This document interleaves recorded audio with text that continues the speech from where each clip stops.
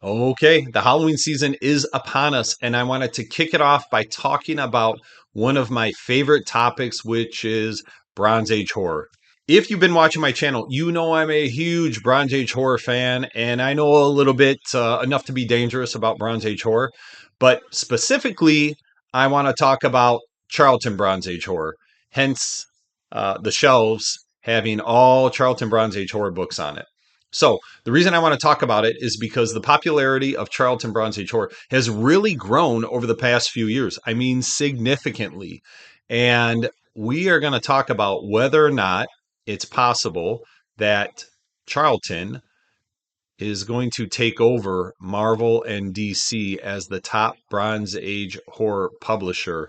So, we are all familiar with Marvel and DC and all the titles. They have a ton of horror titles from the 70s that, again, we're all familiar with. For Marvel, Tomb of Dracula, Werewolf by Night, uh, Tower of Shadows, Vault of Evil, all sorts of stuff.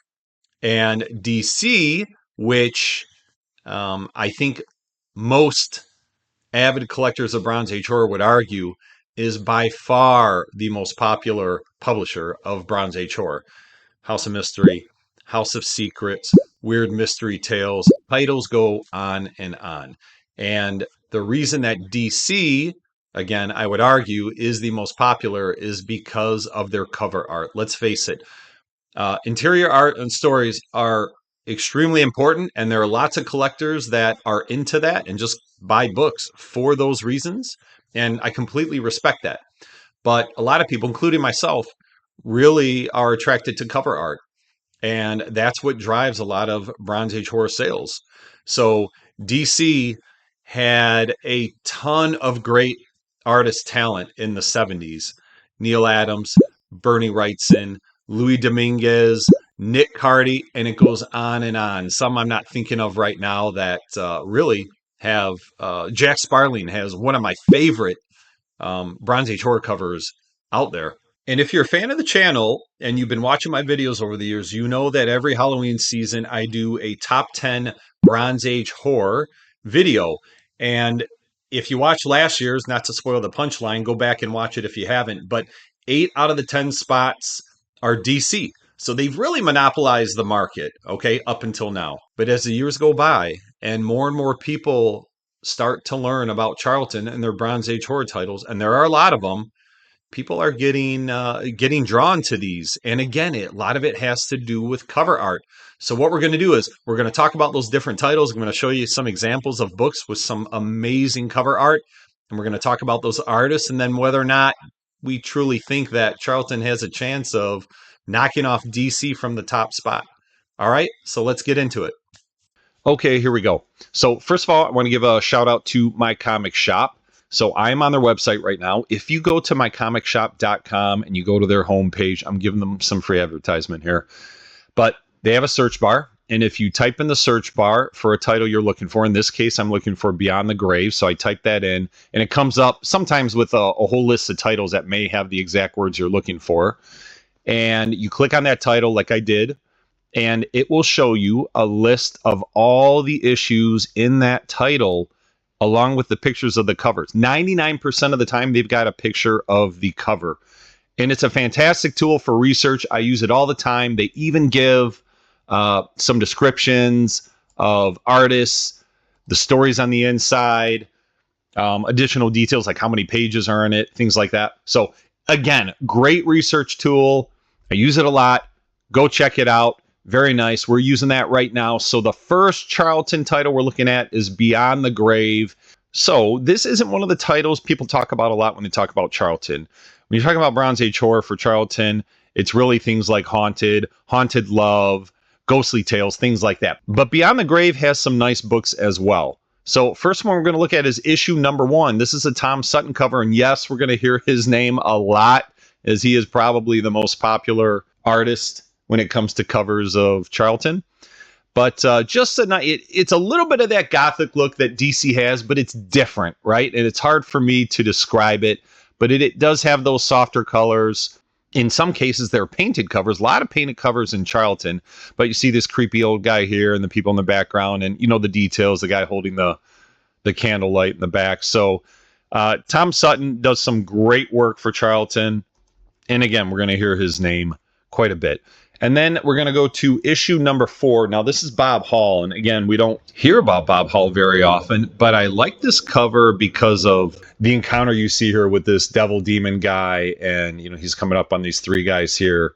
The fire surrounding him everywhere. And he's got those huge wings. And also, the Beyond the Grave logo on the top and the title is really cool. I enjoy that because it's got the tombstones on the top and the full moon background. Just a nice touch that is on the cover of all these issues up to a certain number. And this title didn't go on for very long. So that's issue number 4. Then we get down to, there's one more I want to show you. Oh, actually, so here's something else I want to point out. When you look at issue number 8, it's got the same cover as issue number 4. So Charlton did this quite a bit where they would take covers and reprint them on a different issue. Although sometimes the stories inside were different, they wanted to use the same cover. And the cover is a little different. They changed the colors a little bit, maybe changed some of the wording. In this case, the logo on the top is a little bit different. So they did that quite a bit. Just something I wanted to point out. But the last issue I wanted to look at was issue number 9. So again, a couple artists that you don't hear of. This was a collaboration between Joe Unslavas and Gene Day. And I just like this because, first of all, I'm a sucker for any kind of Grim Reaper cover. But it's a pretty menacing cover where he's coming after this girl here who's laying on the ground. And she's looking pretty helpless. So you got a little bit of a spooky tree in the background. Nice touch. It's not a super busy cover, which I can appreciate as well, with a ton of detail. Not a ton of detail in this one, but it's like right in your face. And, the look on the Grim Reaper is, again, pretty menacing. So, all right, that's Beyond the Grave. Let's go to our second title, Ghostly Haunts. All right, so the first one I want to show you, a lot of great covers, right? Even issue number 1 that I wasn't really going to point out. This is Jean Eiler, but the bride who wants everything, and you can see people are just worshiping her. Really cool look to it. I feel like some of these things even have a golden age look to them sometimes, but that's issue number 1. And really what I wanted to get at was all the way down issue 44. Really great artist, San-Ho Kim.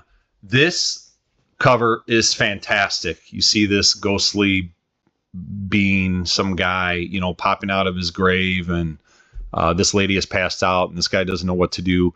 But the detail on this is fantastic. And again, just really soft, almost like it was a brushed cover. And, the full moon in the background and the bat flying there. Really, really nice detail. I can appreciate that. And San-Ho Kim, he did some work with other publishers as well. He did some Marvel work, but his work on Charlton, there are a few books that are just fantastic. So that's issue number 44. And one more I wanted to look at was issue 49. Again, our boy Tom Sutton, just the executioner up here. You've got the guillotine. He's got the axe in hand, and just all the red colors in the background, and the creepy stairs leading up to the ultimate doom of whomever is going up there. And you see the crank wheel with the handle on it that draws the guillotine up in the air. Pretty fantastic looking cover there. Again, nice detail. And, it's not this cartoonish look that you see on some other, like, let's face it. I know I told you I'm a huge Marvel fan. I am a Marvel fan above anything else. And I do love their Bronze Age horror, but a lot of Marvel Bronze Age horror just looks too cartoonish for my taste. And Charlton had some of that as well. And I'll show you a couple examples of that later on. Steve Ditko did a lot of work for Charlton, but I'm not a big fan of his Bronze Age horror work, but we'll get into that. So anyway, Tom Sutton, great cover.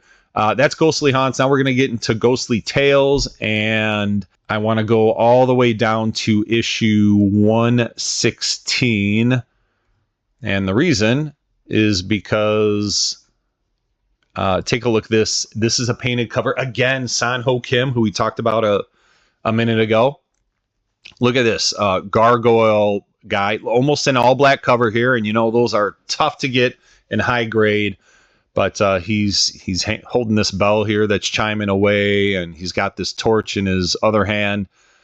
Just great detail, and the look on his face. I mean, look at that. Look at that. This type of artwork may not be for everyone, but a lot of people are drawn to this, right? And that's why you see the popularity rising in Bronze Age Horror for Charlton. It's just fantastic work. So San Ho Kim, another masterpiece in my mind. Here's an example of Steve Ditko and some of the work he did. So you see, this looks a little bit more like Marvel. It's just really, no soft colors, no brushed artwork. It's just, it almost looks like it was done with a computer. But he was good. Don't get me wrong. I like the ghosts, flying out of the church back here. But this isn't what makes Charlton horror special in my mind, right? This is just kind of average run-of-the-mill type of artwork. Again, not trying to upset any Steve Ditko fans. He's done great work. He's an icon in the hobby. Just not a big fan of his horror work. All right, and then Ghostly Tales, last one I wanted to point out was issue 123. It's fantastic. So another artist, Mike Zeck, did this werewolf cover. Look how fantastic this is. This werewolf jumping through the window at this girl here. I don't know if that's supposed to be like Little Red Riding Hood or what, but the detail, the glass shards flying everywhere. That is an amazing cover. One of my favorites. And I'm a sucker for lots of different types of covers, anything with death on it or a werewolf or a full moon. Anyway, Mike Zeck, a masterpiece in my mind. Great cover. Ghostly Tales 123. All right, let's go over to Haunted, one of the most popular titles for Charlton. And issue number 1, again, this is a Steve Ditko cover. And it's not bad, right? I think the reason people like this one more than others is just because it's issue number 1, right? It kicked off the title, and it's just kind of a classic look. And it was redone. This layout, they used this layout a couple other times in the series, or maybe in some of their other titles as well. With kind of the ghost face and the 2 eyes up top and the mouth down here. I think Ditko did an okay job here, not because of the style of the artwork, but more so the layout of the page is what does it for people. So I enjoyed this one. But I really wanted to look at issue 21. And the reason is because this is where the title, although it was still called Haunted, they put up here Baron Werewolf's Haunted Library. And right here, you'll see the guy on the cover here is Baron Werewolf. This is his first appearance, and this is a painted cover done by Don Newman. And again, the painted covers are special in my mind. Again, there's your full moon and the bat in the background, and these demon creatures holding up a skull with a lit candle inside the skull. Just lots of detail. I think this is a vampire in the background here. It's got everything on this cover. The more you look at it, I mean, when you just glance at it at first, you see him standing there reading the book, and you don't realize there's a whole lot of detail. But then when you really stare at it and you look at everything, this is a really well done cover. So that's issue number 21, first appearance of Baron Werewolf. And they kept this title reading like that, although the title still stayed Haunted. They called it Baron Werewolf's Haunted Library for the remainder of the run. Okay, so that's issue 21, and then I wanted to show you 23. And again, our boy Tom Sutton. This, I believe, could be his second best cover ever. And yes, I'm going to show you his best work shortly here towards the end of the video. But this creepy old guy, again, look at the detail. There's another creepy old guy here.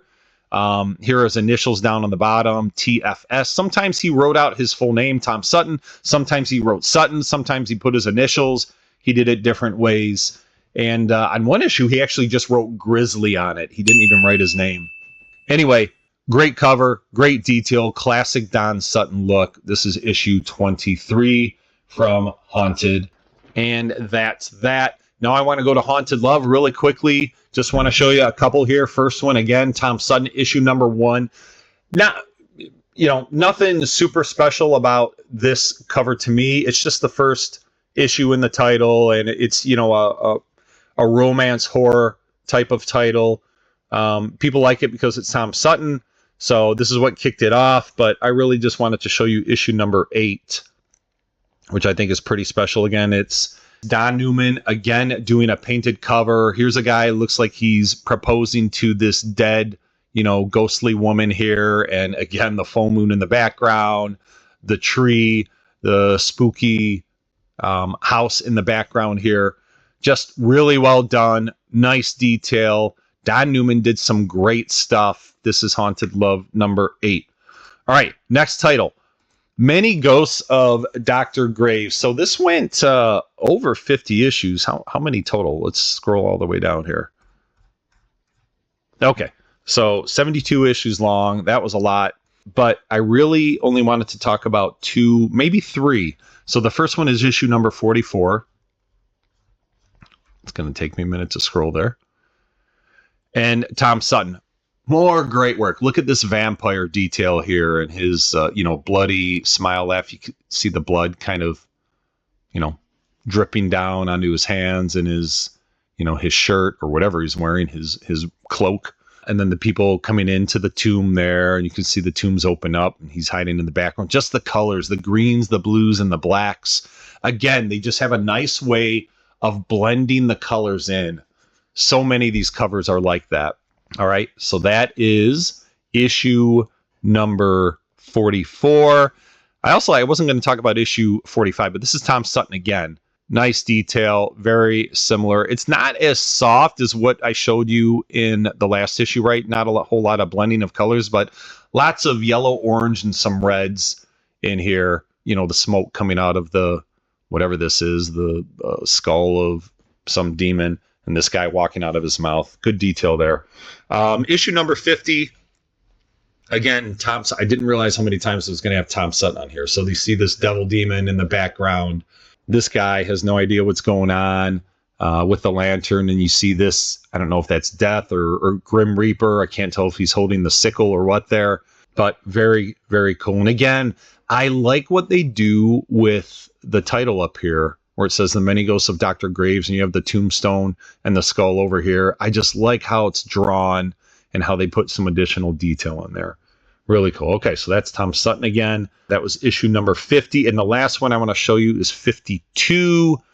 Okay, Tom Sutton again, but he did a werewolf cover, and it's fantastic. This rivals the Mike Zeck werewolf cover I showed you a few minutes ago. Just awesome detail. He, just blast through the wall of whatever shop this is. This looks like this guy could be a store owner, or I'm not sure what this is. This is some kind of a dungeon, but no, I don't know what's going on the cover. All I know is this werewolf is fantastic. He's got the drool going on his face. His clothes are being torn off. Really great detail. I like the purple up here in the title. Really, really well done. All right, so that is Many Ghosts of Dr. Graves. Now we're going to go on to Monster Hunters. I just want to show you one here, and it's issue number 7, and it's Mike Zeck. So I wouldn't call this my favorite in terms of the artwork and how things are blended together and use of colors, but it's a vampire cover. Not a ton of vampire covers here, but just cool how this vampire is, breaking through the window with this guy and, see the shards of glass. Of course, the full moon in the background and the clouds. Just nicely done by Mike Zeck. And on this one, here's his name over here on the side in the black. He's got it sideways. So there you go. You can usually find Mike Zeck's signature pretty easily there. Nice little vampire cover done by Mike Zeck. All right, onward. Couple titles left. Scary Tales. So issue number 2 of Scary Tales. Yes, it's Don Sutton, but I believe this is a masterpiece of his. This might rank 3rd on my list for Tom Sutton. So I showed you the one I thought was number 2. This one I think is number 3. So you've got this showdown with some cowboys, right? You got this guy here who's shooting this dead cowboy here. He's, got the skull head and everything. You see the bullet holes, the bullets flying through his body there, the gun flying out of his hand, the sun and the skull in the background. Just really well done. People who like skull covers, this is a must-have in my opinion. Fantastic cover done by the late great Tom Sutton. All right, Scary Tale. That's the only one I want to show you from that. And then last but not least, Ghost Manor, a title with a lot of great artwork. But again, right, here's like another Steve Ditko one. Not my favorite. You see the same thing, right? He does a layout with, the two blobs at the top and the one at the bottom. And I don't know. It's okay. And I would personally get them if I find these in high grade, but I'm not looking for a lot of Steve Ditko work on this title. I do kind of appreciate this one. This is Steve Ditko, but he's got all the different monsters on here, right? Werewolf, mummy, vampire, and some other ghouls. I don't know if that's supposed to be like a man witch up top there. Not man witch the food, but like a man witch. Monsters Ride at Night. Kind of a cool cover, and that is Steve Ditko, so I do enjoy this cover. All right, but the two I want to show you are issues 21 and 23. So issue 21, another San-Ho Kim. Here's his signature right here, kind of in the yellow box down there. But another gargoyle winged creature cover in black, tough to find in nice grade. I have a hard time finding this cover, period. I know you'll be able to find these on eBay.